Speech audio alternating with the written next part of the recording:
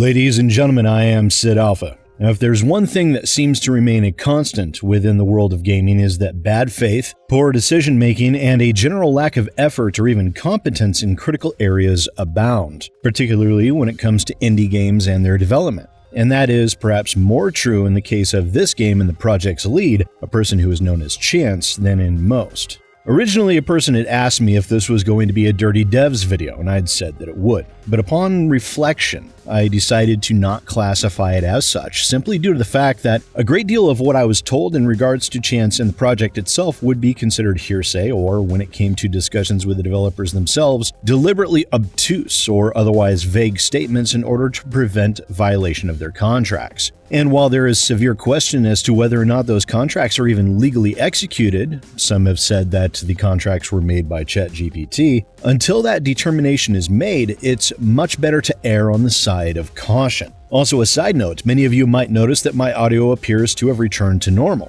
Well, thanks to a few people and their generosity, I was able to obtain at least interim replacement hardware, and thankfully, my microphone did indeed survive the ordeal, so we're much closer to being fully back in action. So once again, a huge thank you to everyone who's donated to help me out in that regard, as well as a massive thanks to all of those who have donated even more money to the Defense Fund for the ongoing and upcoming legal battle against the troglodyte known as Acerthorn. But back to the matter at hand. While I'm not big on the milsim area of gaming, certain things do manage to catch my attention within that sphere from time to time, and one thing that did catch my attention was a very recent letter that was signed by 19 of the 22 developers, not including Chance in that number, who were apparently going on strike due to the actions and behavior of Chance, the head and apparently only employee of 0 Hour Interactive. And these developers were working on a game titled Burning Lands Vietnam, and who have apparently been on strike for a while. Now, there's been a lot of confusion and misunderstandings in regards to the strike itself, so let's go through things in as linear a fashion as I can. Now, obviously, trouble has been brewing between the developers and Chance for a long time. And from what I was able to garner, the team had been on strike prior to their public announcement. Indeed, according to Chance's own statement, prior to Kickstarter even going live, granted it was hours before, but it was still before, the developers officially went on strike, and their list of demands from what Chance has stated publicly were for him to step down as the director of the game and also to step down as project lead, ostensibly in order for those roles to be filled by members of the development team. The developers also wanted a board of directors to be created for the company. This would be in order for the developers to have a voice in the direction of the game. They also wanted Chance to take up a standard level design role, and they also wanted financial transparency. Now, the financial transparency was due to the fact that since their inception back in 2020, Chance had taken in funding via what is termed as the pre-Kickstarter, which is purchased at $65 US or $101 Australian through Chance's personal PayPal account. Now, that struck me as a bit odd, as both Chance and these developers appear to at least want to treat this as a standard business, and indeed, 0 Hour Interactive has been a registered business in Australia as of July 31st, 2020. So why are these funds going into Chance's personal PayPal account and not a PayPal account tied directly to 0 Hour Interactive? And per Moydog, another YouTuber, Chance commonly requested that people use the family and friends option for that purchase, a decision that I suspect Chance made in order to circumvent taxation on those funds. Now, Chance had previously stated to the developers that those funds went to promotions, such as Facebook advertisements and the like, but there was doubt there. And so the developers, who have been working on the game for free for nearly 4 years, seemingly just wanted to make certain that whatever funds were collected were actually going to where they were supposed to be going.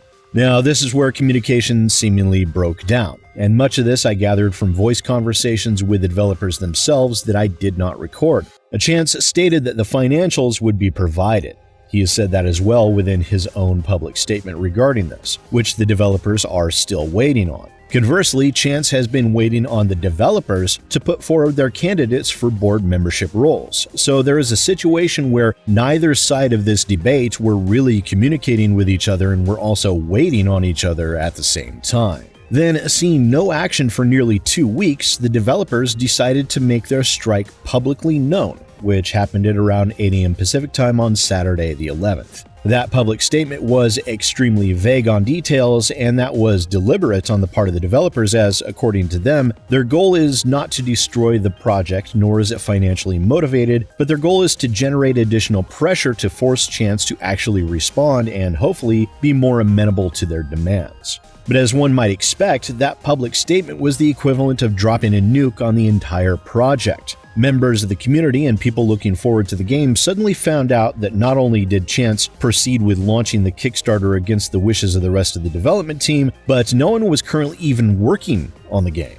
Now, this was also done mere hours before a scheduled AMA, which turned from an AMA about the game to an AMA about the strike and how the game's development will continue. Chance then made the absolutely stellar-brained decision to completely block any of the developers on strike from even joining the voice channel in Discord, meaning they could not even hear what was being said by Chance.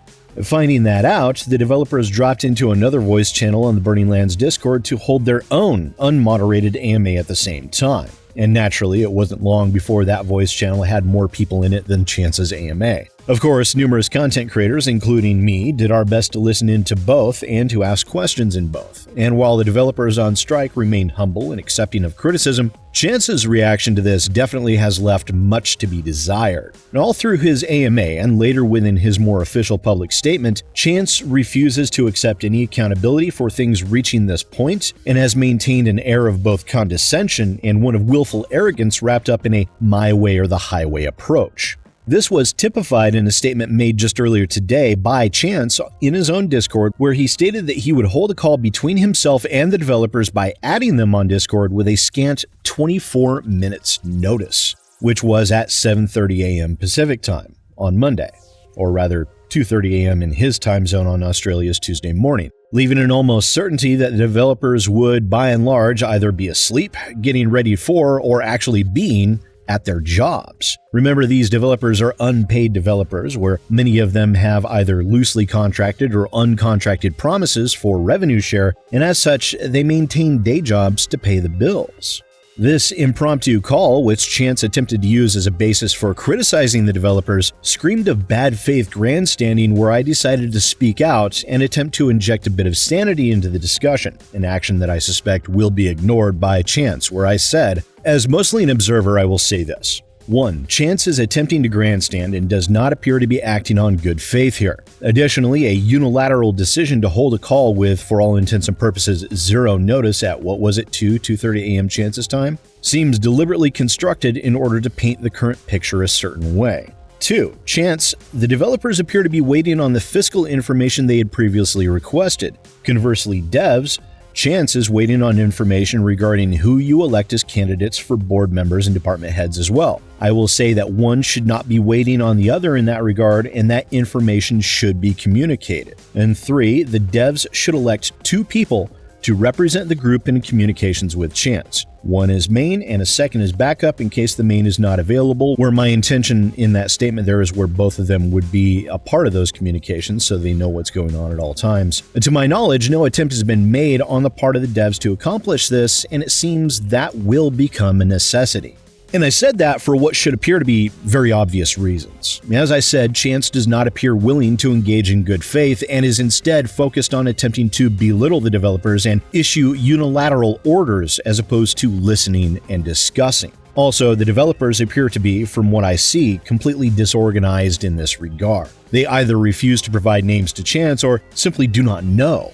Which I will say to that, one cannot simply make demands that have no plan behind them and hope or expect them to be fulfilled. Also, there's no reason to hold back on providing that information until Chance provides the financial information he has apparently agreed to. Conversely, Chance should not be holding on to the financial information until the devs put forward names for consideration for board members. Neither one should be waiting for the other to respond before providing that information. They should just provide the information so the discussions can continue. Now, I know that Chance is not acting in good faith here, but if the developers wish to continue on as they've stated they do, my advice would be to not give Chance the opportunity to undermine in the manner that he has been attempting. make certain that he has left zero opportunity to present these discussions to the game's community in a manner that disparages your actions, where you cannot easily defend yourselves through audio recordings or screen recordings. After all, the best defense to bad faith mentalities and actions is to be above reproach. But getting back to the AMA, there were some very interesting things that were said by Chance. Chief among them was that the Kickstarter funds would be used to pay for a third-party studio to carry the game into early access. And that third-party studio has already been contracted, which many people have since rightfully called out Chance for this, as this would appear to be using nearly 4 years of unpaid labor to then turn around and pay others.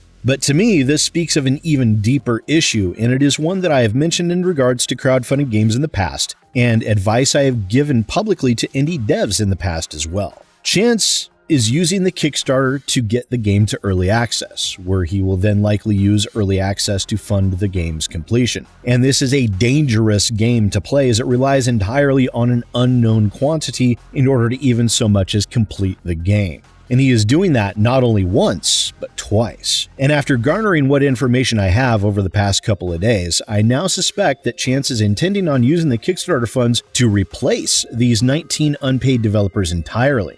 The thing is, these developers are the ones who brought the passion and vision of the game to where it is currently. One cannot simply replace that with an outsourced team that is likely also working on a dozen other projects at the same time and hope to maintain the course and direction of the game to a meaningful level. To even think that is possible is the epitome of foolishness, in my opinion.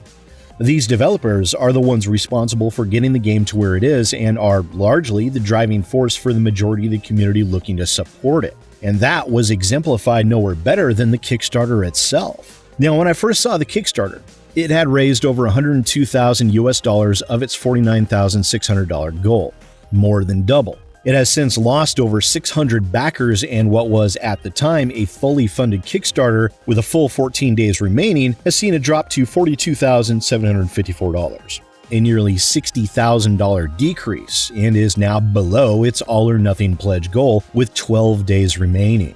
And as those numbers continue to dwindle, it is unlikely that funding will recover sufficiently enough to reach its minimum threshold, meaning that it is highly likely Chance's Kickstarter will fail and he'll receive zero money from it. Which begs the question, if these 19 developers are not working, or if Chance simply decides to get rid of them, and he then has essentially no money to pay the third-party studio, who's left to work on the game? Well, that would leave Chance and 3 other people. At the end of the day, the Burning Lands Vietnam game's Kickstarter will likely fail, and it is even less likely that Chance will swallow his pride and rein in his ego enough to be able to genuinely listen to his developers and will instead lose them completely. Which would mean that, while the game might not be dead completely, it will be left on life support and in critical condition.